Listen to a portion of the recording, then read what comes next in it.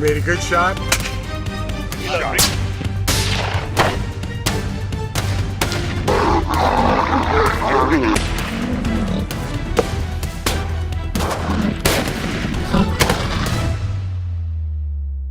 Hello everyone. The roar of a lion pierces the night sky in the remote mountains of Kenya, no longer a symbol of the wild, but a warning. Attacks have spiked in recent months, tearing apart livestock, invading porches, and even attacking people.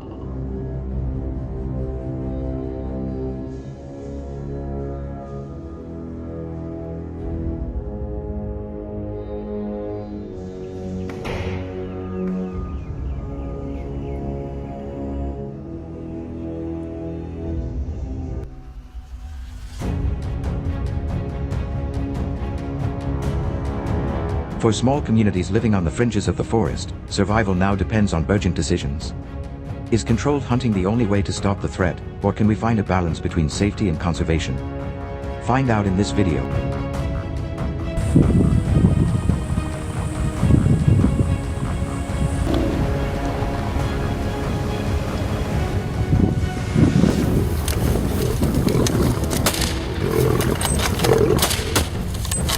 I get it. What's up, foot?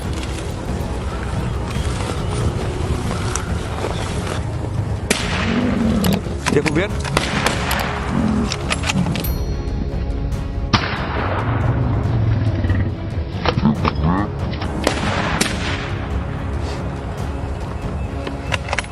After leaving the car, we moved gently, keeping absolute silence.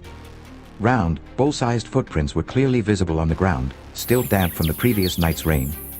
Any noise would alert the lion and cause it to flee, or worse, return to ambush. Judging by the fresh footprints and droppings, Johan determined that it was no more than 2 kilometers away. I held my gun steady, feeling the tension build with each step. Shoot again.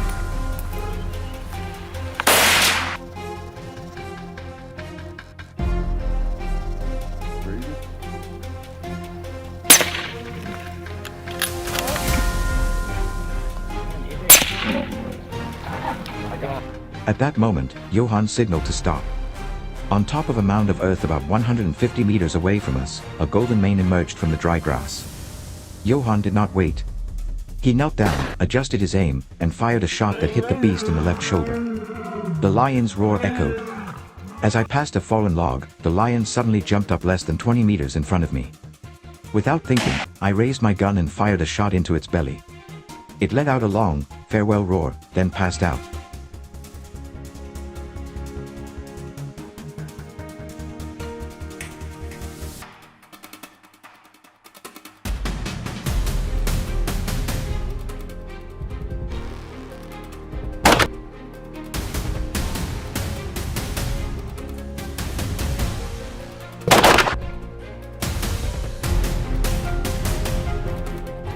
The dense mopane trees made visibility difficult. Our guides whispered of a pride of lions moving just ahead, possibly including cubs and 2 defensive lionesses. We advanced cautiously.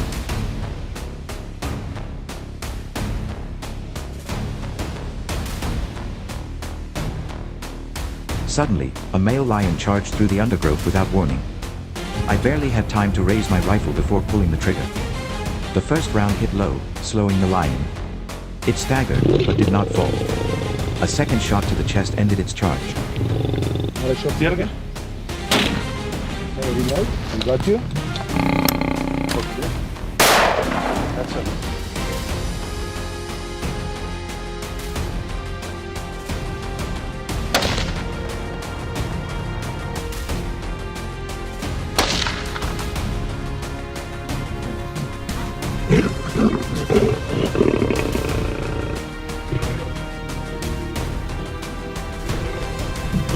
Take it there. Yep.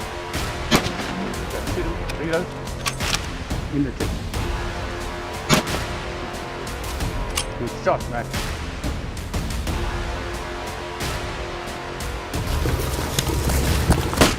Good there.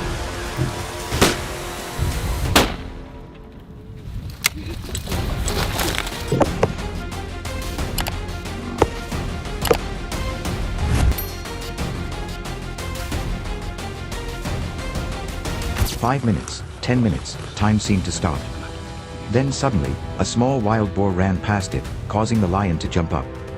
Its body was full of strength, its muscles clearly visible under its golden fur. I raised my gun, held my breath, and kept my aim just behind its shoulder blades, the ideal position.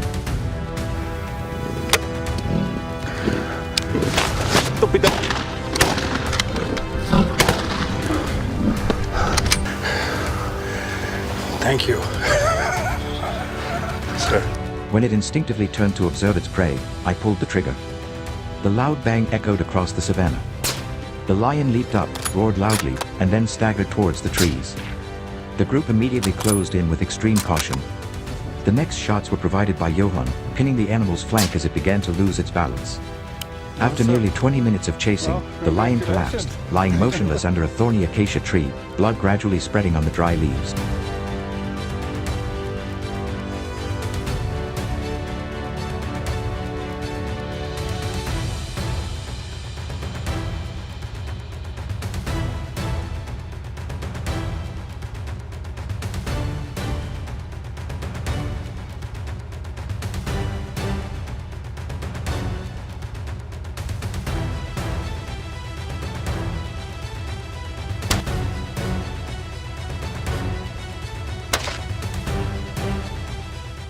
In the early morning hours of August 14, 2022, on the remote outskirts of Tsavo National Park, a ranger named Daniel Mwangi was patrolling a dry riverbed when he was suddenly attacked by a male lion.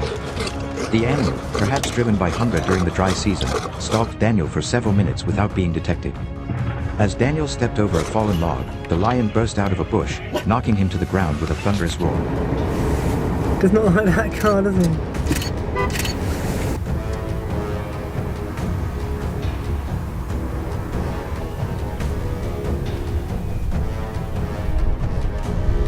Despite serious injuries to his shoulder and arm, Daniel fought back and radioed for emergency assistance. He survived, but the encounter became a reminder of the delicate balance between humans and wildlife.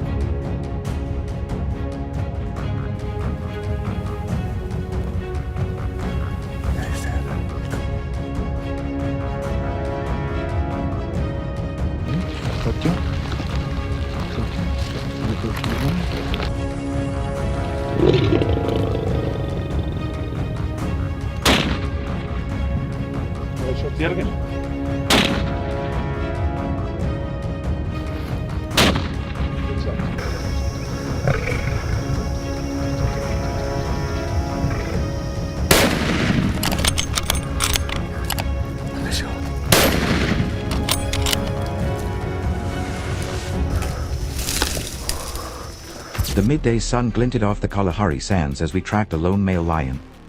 Just as we reached the top of a dune, the lion lunged from behind a rock. I fired at close range. The first shot missed its neck, but the second hit it in the shoulder, sending it reeling backward.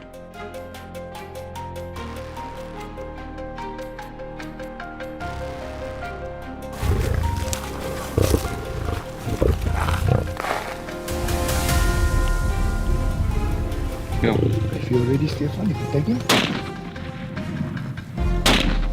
Okay, reload. We got you. Jackson immediately gave chase, but we kept our distance, waiting a few more minutes before approaching. Any professional hunter knew, lions can feign death, and one final, dying pounce can be enough to kill them.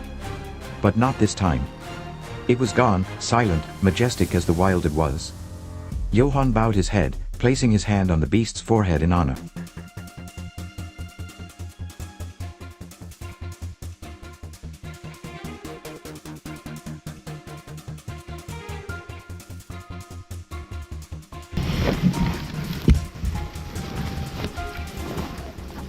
Whoa, shoot it! Whoa. Okay, whoa.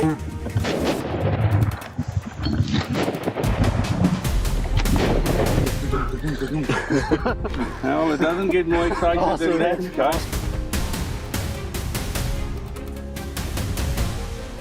Conservationists say such controlled hunting is necessary, especially in areas where lions are increasingly coming into contact with humans, with more than 230 attacks on humans in the past 5 years alone on the fringes of South Africa and Botswana. Lions are no longer just majestic symbols, they're also a safety, conservation, and economic dilemma.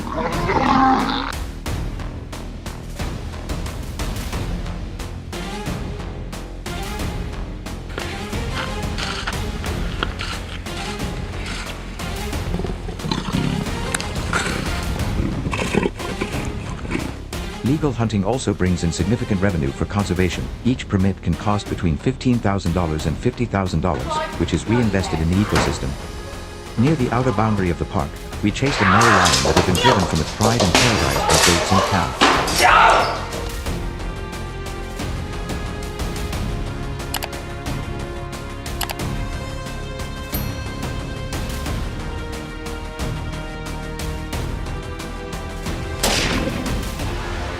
Across the open ground, they sprinted, blending into the golden savanna.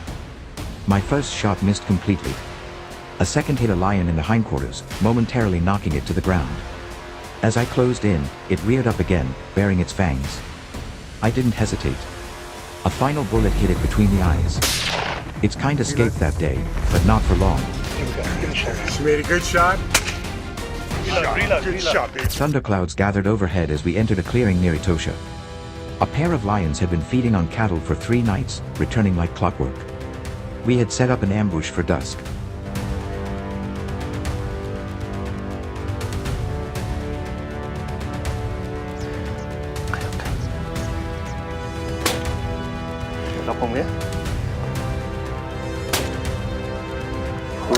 I fired the first shot at the larger male.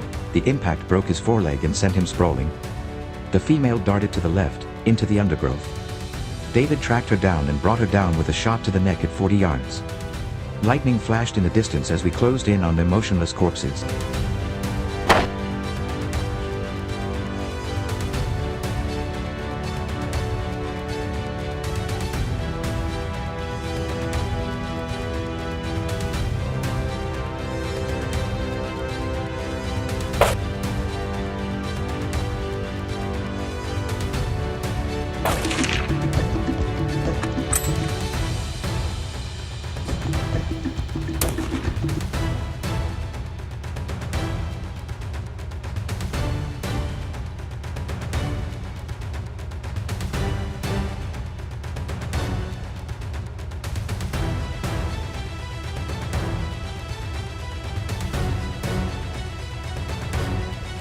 While driving through the dry bushland of Zambia, a lioness ambushed our truck from the passenger side, jumping into the back tire. We stopped immediately. Searched the bushes. She stood on a large tree trunk, swishing her tail, growling at us, majestic.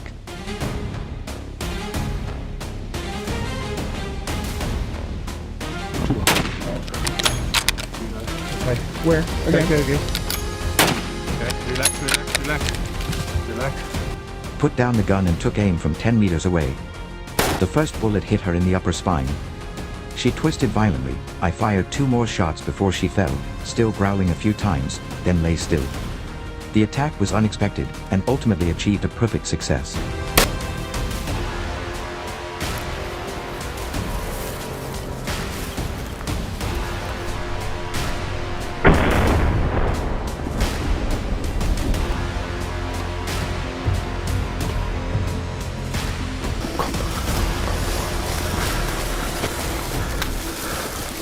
On the shoulder.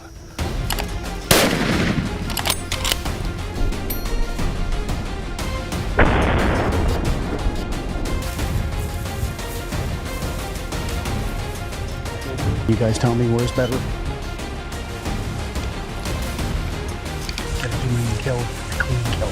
You don't take chances with this dangerous stuff.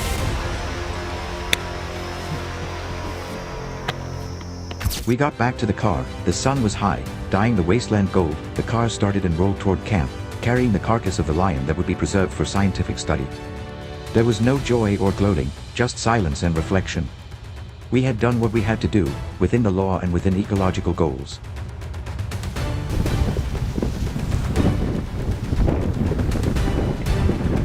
But I also knew that no shot was ever complete without a reverberation in the mind of the shooter.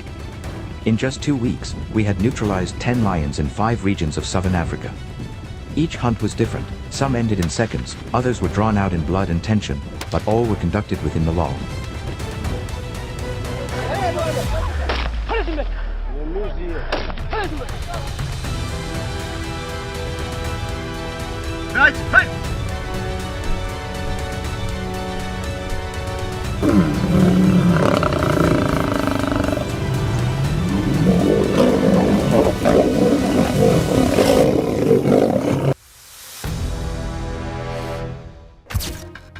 In Louisiana, where canals snake between mangroves and vast marshes, people don't live off the land, they live within it. And alligators are not just symbols of the wilderness, they're also a growing menace. In recent years, state officials have recorded hundreds of alligator invasions, boat wrecks, livestock mutilations, and human attacks.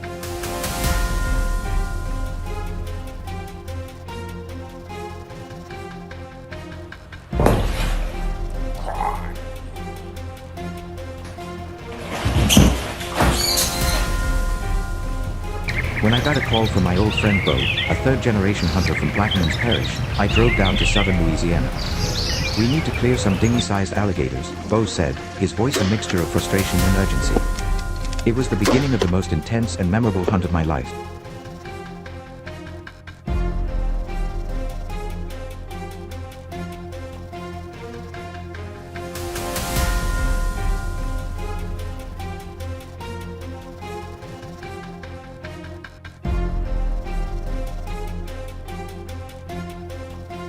We started the morning on a flat-bottomed airboat, gliding across Lafitte Lagoon like a knife cutting through water. The dim light of dawn illuminated the gun. I sat at the bow, clutching my Winchester XPR .300 Win Mag. Suddenly, the pilot signaled a stop. On a spit of land in the middle of the lagoon, log lay motionless. But I knew right away it wasn't just any log.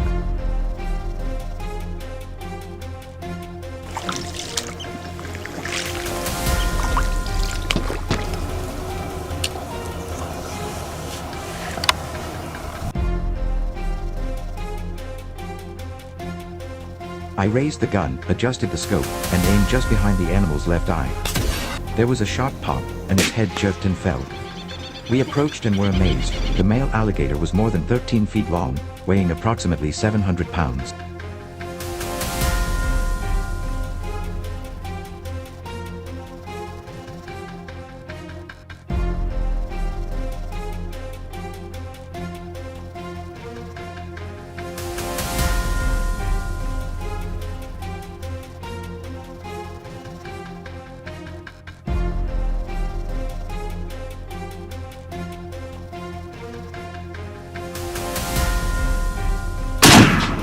And one more time.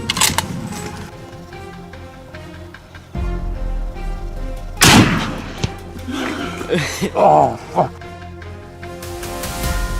After hauling the body aboard, we continued deeper into a flooded Melaleuca forest. The reeds were taller than our heads, obscuring our vision. A silent streak of water cut across the lagoon, sliding along the side of the boat. Something was swimming parallel.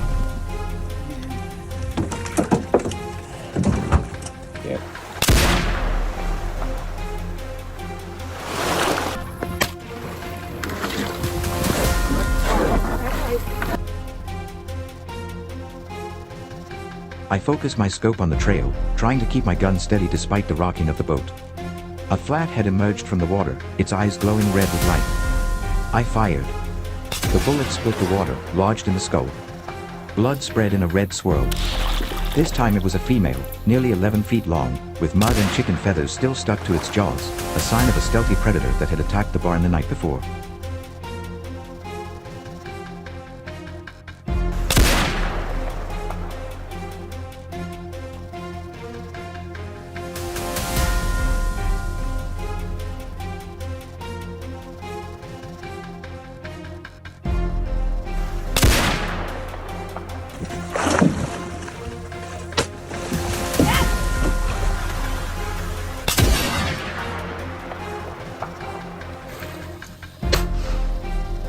One more for old time.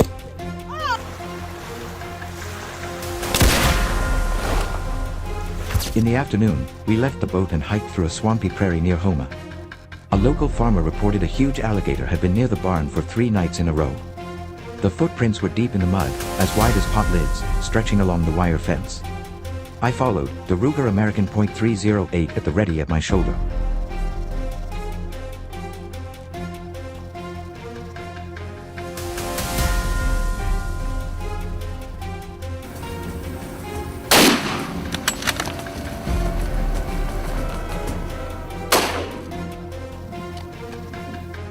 As we approached a large bush, there was a swish. The animal was slithering out. I aimed, fired. The first bullet hit the shoulder first, but it wasn't enough to stop it. It rolled over, its mouth wide open. I backed away, repositioned, and loaded a second round. The first hit the neck, then the last shot hit the back of the skull. The animal was as big as a small boat, weighing 800 pounds.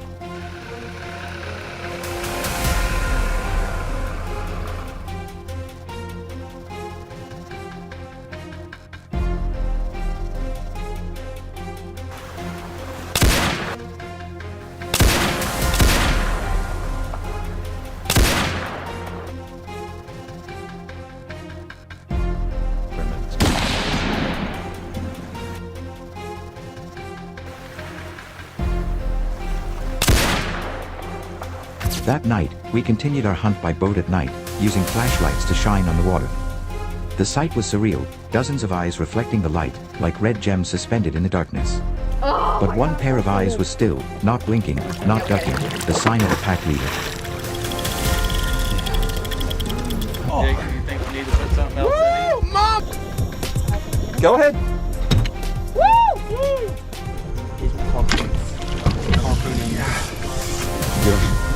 I switched to night shooting mode, adjusted the laser sight. When the boat was about 40 yards away, I pulled the trigger. The bullet hit the animal squarely in the head, and the animal barely moved before sinking. After 5 minutes, it surfaced, a huge, gray-scaled alligator, nearly 14 feet long. It took the team 30 minutes to pull it ashore by hand.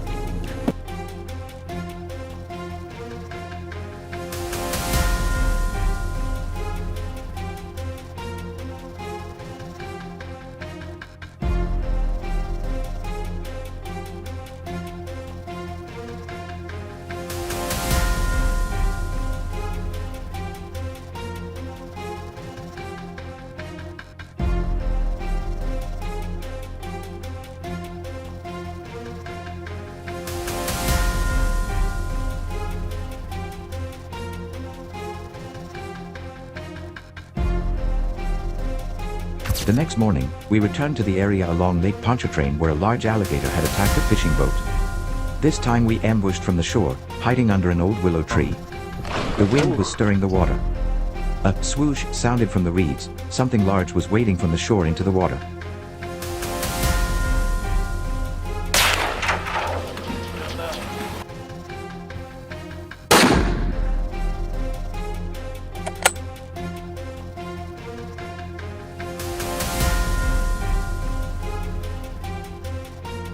I crouched down, holding my gun to my shoulder. A huge alligator's head emerged from the brush, moving toward the water's edge. I aimed at his temple, held my breath, and pulled the trigger. A crisp sound rang out. The animal collapsed. 12.5 feet long, it was a well-known nocturnal predator in the area. Heading. Got that one. Yep. Yeah, Good job. Yeah, He's under the boat here.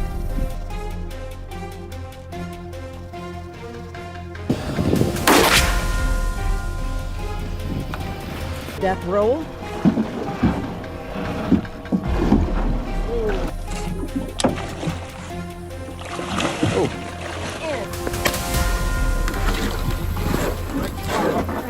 Yeah. Oh, wasn't ready. I didn't know. On the trail leading into the mangrove forest, we suddenly came face to face with a crocodile lying in the middle of the path. It was not afraid, just staring at us with a challenging gaze. It was a dangerous situation, since the distance was only about 20 yards.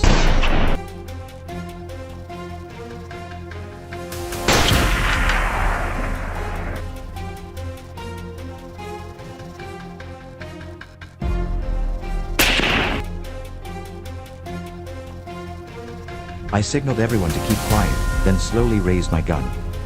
I chose a position between the eyes, then pulled the trigger. The animal did not cry, did not struggle, it fell like a rotten log. After dragging it to the side of the road, we measured it to be 13 feet long, so big that 2 people could not hug it.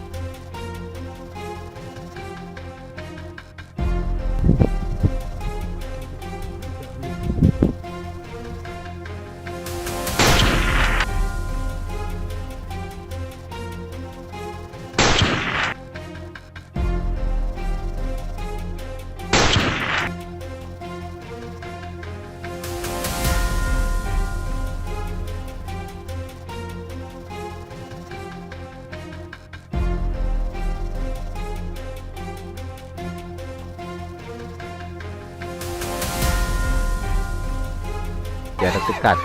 Selain menyajikan atraksi menantang maut,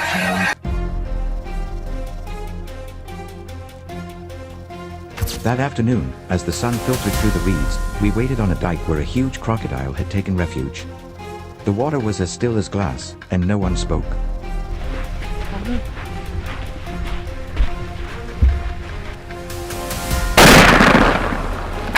Right, come.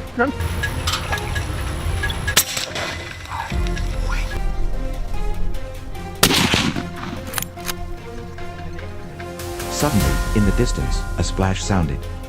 A crocodile slithered through the grass, slowly moving toward the lagoon.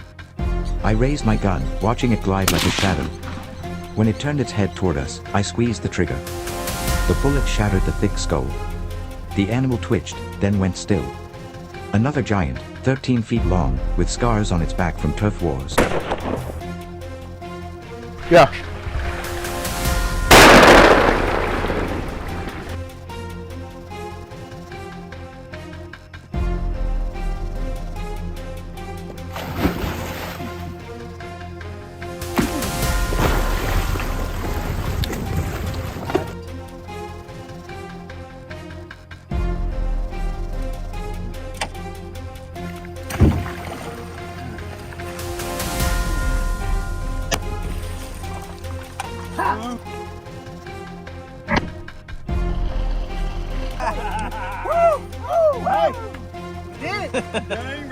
As we retreated, we found another alligator lying near the irrigation ditch, a female preparing to dig a nest. She hadn't seen us yet. I crept around behind her, getting a good angle. The first bullet ended quickly, hitting the back of her skull.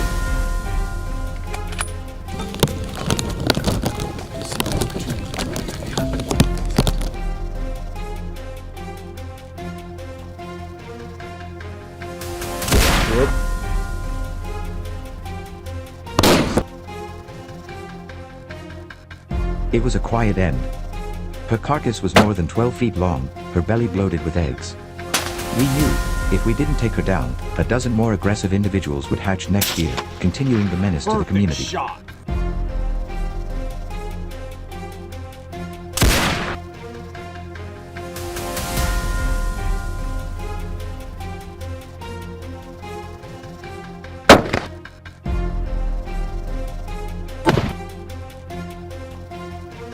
منطقة الدماغ.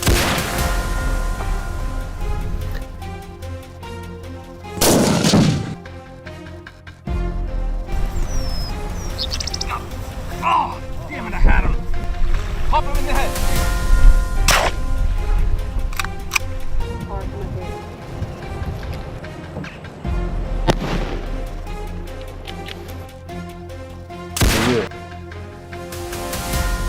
As the sun rose, a pickup truck loaded with giant alligators jolted along the bumpy dirt road.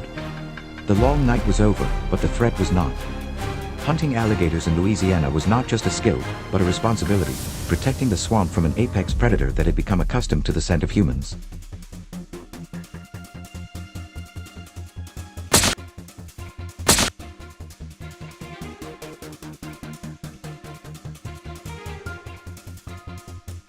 Each shot was not just a kill, but a reminder that nature, no matter how beautiful, must be controlled. And hunters like us, with our watchful eyes and steady hands, were the last line of defense to maintain that balance. Yeah! All right, buddy. Oh, yeah.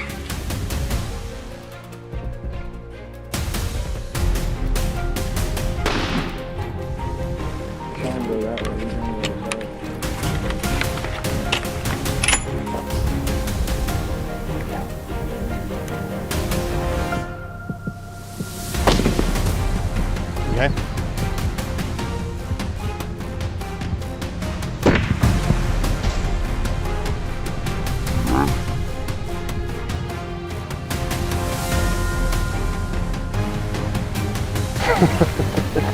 Hallelujah! There we go.